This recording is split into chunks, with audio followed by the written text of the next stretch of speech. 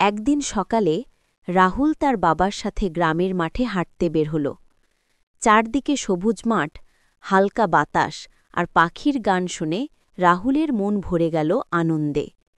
হাঁটতে হাঁটতে রাহুল দেখল একটি গরু শান্তভাবে ঘাস খাচ্ছে। তার পাশে কয়েকটি ছাগল লাফালাফি করছে, যেন খেলায় মেতে উঠেছে।